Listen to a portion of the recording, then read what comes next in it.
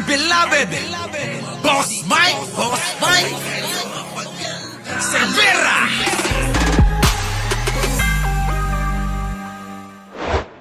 Saan nga ba nag-umpisa tong napakaraming kaguluhan na to? Saan? Ito na. Dito yan, mga kababayan.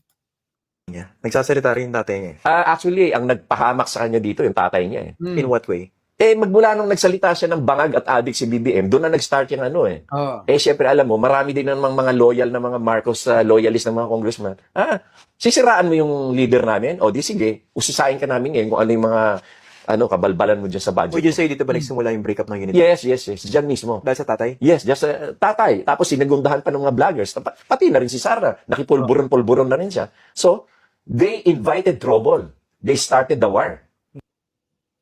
Nakita nyo, mga kababayan, kung sino ang nag-umpisa ng kaguluhan? Ang mga Duterte naman talaga eh. Ulitin ko lang, wala kami nila Roel San Pedro dito, Arnold Lopez. Kung tahimik lang ang mga Duterte, wala ho. Hindi tayo magkakakilala eh. Di ba? O baka siguro sa ibang pagkakataon. Pero wala talaga, mga kababayan. Kaso nga, ginawa ni Digong, ang ginawa niya, mga kababayan, binira si Pangulong Bongbong kahit na walang hawak na ebidensya eh. Biruin mo, puro chismis lang yung mga pinagbabanggit. Di ba? Sinimulan nila eh. Ngayon, naiipit sila, mga kababayan, dahil nga nabusisi yung mga bagay-bagay ng mga anomalya na mga pinaggagawa nila. Di ba? Feeling victim na sila. Abay, feeling victim na, mga kababayan. Akala mo talaga sila yung inapi. Mga kababayan? Akala mo talaga sila yung inapi. Balikan natin to Yung tatay niya. Nagsasalita rin yung tatay niya. Actually, ang nagpahamak sa kanya dito, yung tatay niya eh. Sara, hindi ka mahal ng tatay mo. Sa totoo lang, pinahamak ka eh. Sara, ang totoong nagmamahal sa'yo si Pangulong Bongbong eh. Mas mahal ka ni Pangulong Bongbong kaysa sa tatay mo eh. Di ba? Mas mahal ka ni Pangulong Bongbong kaysa doon sa tatay mo, hindi ka mahal nun. Kasi kung mahal ka nun, hindi ka ipapahamak nun. Totoo yung sinabi ni Larry Gadon eh. Pinahamak ni Digong si Sara Duterte.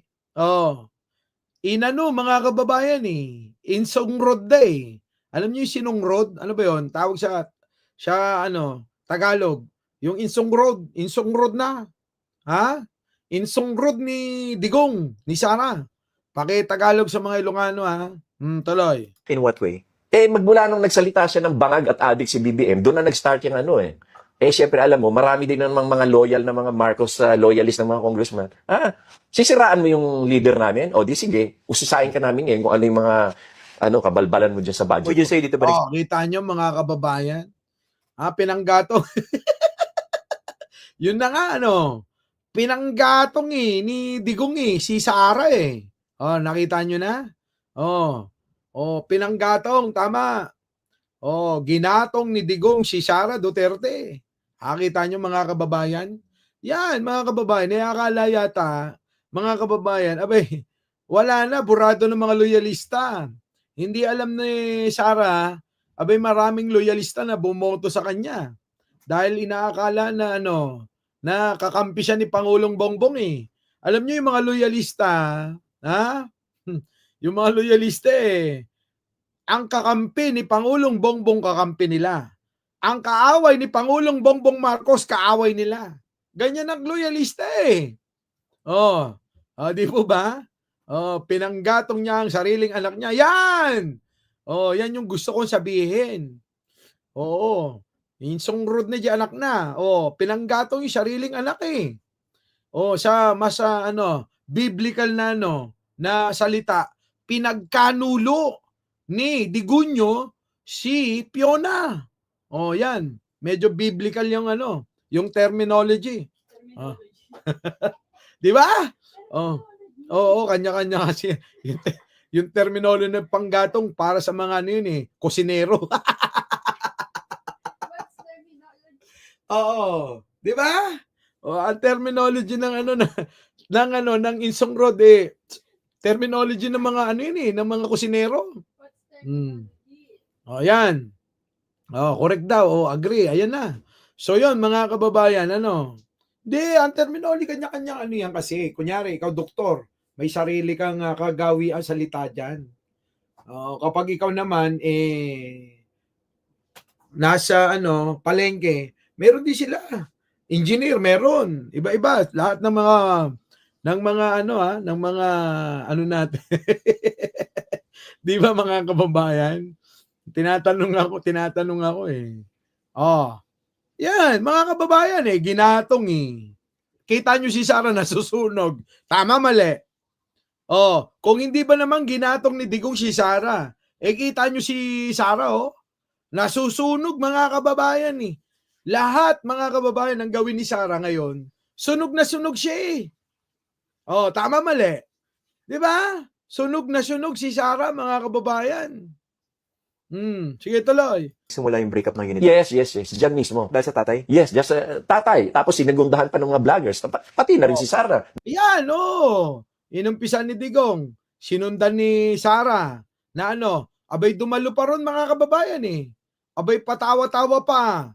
Ang ngiti mga kababayan hanggang tenga ni Sara. Tapos sumunod naman yung mga vlogger.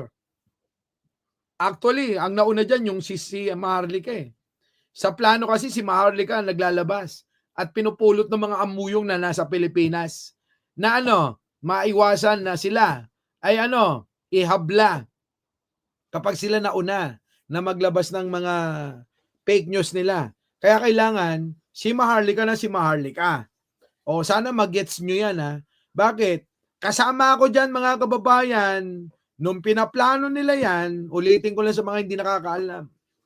Kasama ako dyan Naririnig ko lahat yung plano na yun Diba? Kaya yung mga kababayan, yung mga vlogger nila, malaki yung nila dyan. Malaki yung kanilang role. Yung role nila bilang mga kapanalig ni Digonyo. Diba? Tuloy. Nakipulburon-pulburon na rin siya. So, they invited. Sino nag-umpisa niyan? Polboron, di ba si Maharlika? Alam nyo mga kababayan, meron niyang sinunod na plano, yung mga yan. Yung paglalabas ng video, pagkakalat ng polboron video, pagtatawag ng adik, bangag, si Pangulong Bongbong, nakaprograma yan nakaprograma. Ang hindi ko lang maintindihan, bakit hindi sumasama sa programa kasi may mga kakalas na mga general. Ganon. Para pababain sa pwesto si Pangulong Bongbong. Merong kasama dun sa plano. Narinig ko lahat yan ang natupad mga kababayan sa plano, yung pagngangawa ng mga vlogger. Ang nawala dyan mga kababayan, si Gloria, hindi mo alam kung saan po posisyon Kasi sa plano si Gloria ang kasama sa nag-iisip mga kababayan Diba? Kaso wala. Mga kababayan, wala. Wala nangyari.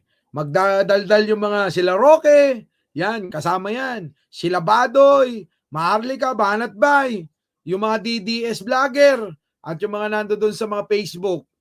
Kaso mga kababayan, hindi talaga magtatagumpay na hanggang ngayon yata hinihilot pa nila. Pero may nakalimutan sila mga kababayan.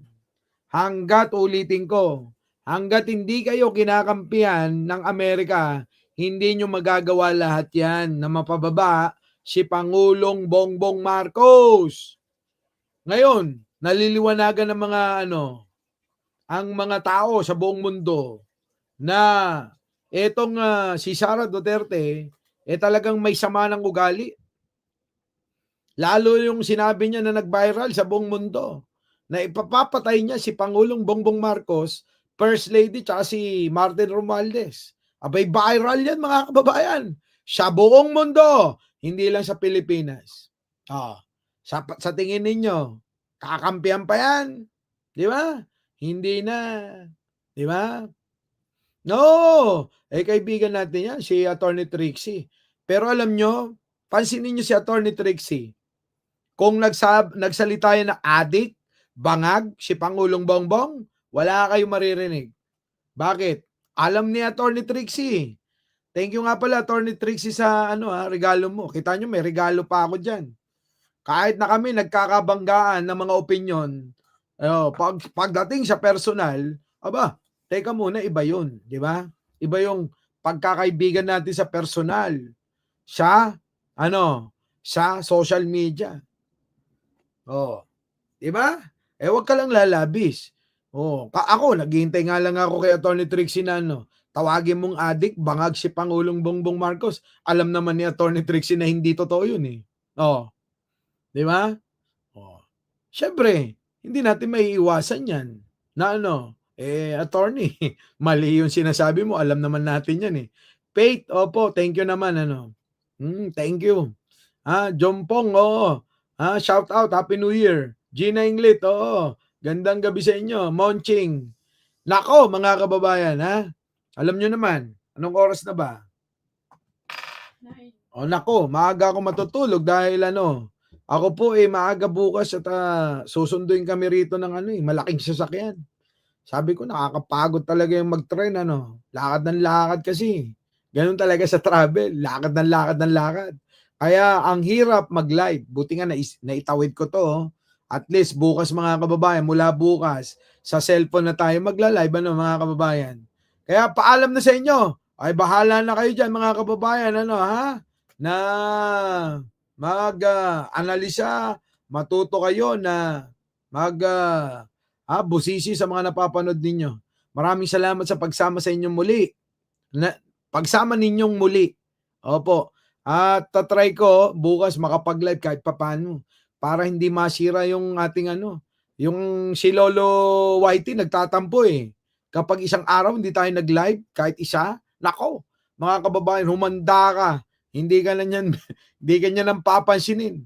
Muli, ako po ang inyong lingkod mga kababayan. Maraming salamat. Opo, hindi ko na kayo isa-isahin. Our beloved Boss Mike Cervera.